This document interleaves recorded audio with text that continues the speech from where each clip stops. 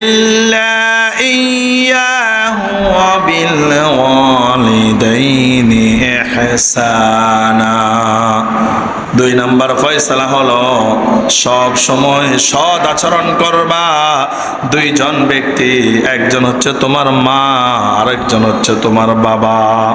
আল্লাহ তাআলা বললেন, বান্দা আমি আল্লাহর প্রতি ইবাদত করার পর তোমার পিতামাতার সাথে সৎ আচরণ করো। ওই পিতামাতার সাথে সৎ আচরণ করা এটাও একটা ইবাদত, ঠিক কিনা? আমরা বললাম আল্লাহ আপনার ইবাদত করব, বুঝলাম, জানিয়ে দিলেন কিভাবে আপনার ইবাদত করব, কিন্তু মা বাবার সাথে কিভাবে ইহসান করব আমরা তো জানি না। আল্লাহ তাআলা ওই ইহসানের ব্যাখ্যা আমাদেরকে ক্লিয়ার করে দিলেন। আল্লাহ তাআলা সর্বপ্রথম 1 নম্বর ইহসানের ব্যাখ্যা দিয়ে আল্লাহ তাআলা বলছেন, ইম্মা ইয়াবলুগান্না ইনদাকাল কিবারা আহাদুহুমা আও কিলাহুমা ফালা তাকুল লাহুমা উফ। আল্লাহ তাআলা বললেন, বান্দা তোমার মা কিংবা বাবা 2 জন অথবা একজন অথবা 2 জন যদি বার্ধক্যে উপনীত হয়ে যায়, বৃদ্ধা অবস্থায় তোমার কাছে পৌঁছে যায়, তাদের সাথে এমন কোনো আচরণ করা যাবে না যে আচরণের কারণে তাদের মনের মধ্যে উফ শব্দটা চলে আসে, ঠিক না? এমন কোনো আচরণ করা যাবে না যেই আচরণের কারণে, যেই কথাবার্তার কারণে, যেই চালচলনের কারণে মা বাবার মনের মধ্যে উফ শব্দটা চলে আসে। যদি কোনো সন্তানের আচরণের কারণে, কর্ম কাজের কারণে, কথাবার্তার কারণে মা আর বাবার মনের মধ্যে উফ শব্দটা চলে আসে, আল্লাহ বলেন, বান্দা তোমার ইবাদত বন্দেগী কোনো কাজে আসবে না। তার মানে এমন ভাবে মা বাবার সাথে আচরণ করতে হবে যে আচরণের কারণে মা বাবার মনের মধ্যে উফ শব্দটা যেতে পারবে না। ইহসানের ব্যাখ্যা আল্লাহ তাআলা দিলেন। এখন ইহসান মানে কি? ইহসানের ব্যাখ্যা হলো, ইহসানের এক কথায়, এক বাক্যে জবাব হলো, মা বাবার যখন যেটার প্রয়োজন ওই প্রয়োজন মিটিয়ে দেওয়ার নামই হচ্ছে ইহসান। মা বাবার যখন যেটার প্রয়োজন ওই প্রয়োজন মিটিয়ে দেওয়ার নাম হচ্ছে ইহসান। মা বাবা যখন ক্ষুধার্ত তখন তাদেরকে খাবার দেওয়া, তাদের প্রতি ইহসান করা। মা বাবা যখন অসুস্থ তখন তাদেরকে চিকিৎসা করা, ট্রিটমেন্ট দেওয়া, তখন তাদের উপরে ইহসান করা।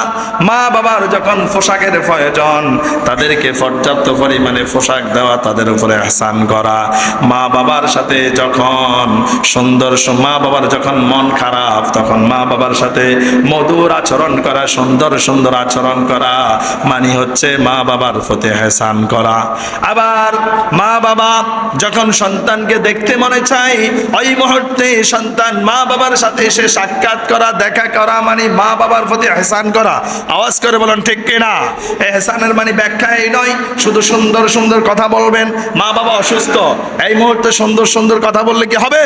সুন্দর কথা বললে হবে না। মা বাবার যখন যেটার প্রয়োজন ওই প্রয়োজনটা মিটিয়ে দেওয়ার নাম হচ্ছে মা বাবার প্রতি ইহসান করা। এজন্য আল্লাহ তাআলা বললেন, ইম্মা ইয়াবলুগান্না ইনদাকাল কিবারা আহাদুহুমা আও কিলাহুমা ফালা তাকুল লাহুমা উফ।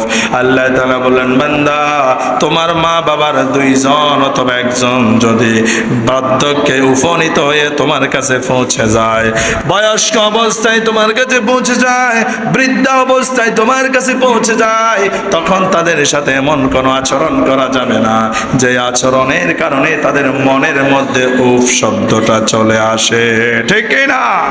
ফুকাহায়ে কেরামগণ গবেষণা করে বলেন, পাখি যখন আকাশের মধ্যে ওড়ে, পাখি যখন কোথায় ওড়ে?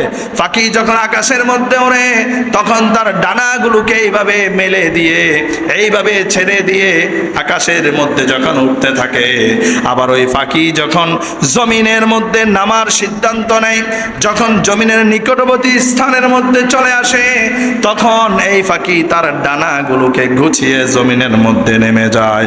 ফোকাহে কেরামগণ বলেন, ও সন্তান, তোমার অনেক সম্মান আছে, তোমার অনেক টাকা আছে, তোমার অনেক অহংকার আছে, তোমার অনেক তাকাব্বুরি আছে, যত কিছু আছে সব কিছু বাইরে দেখাবা।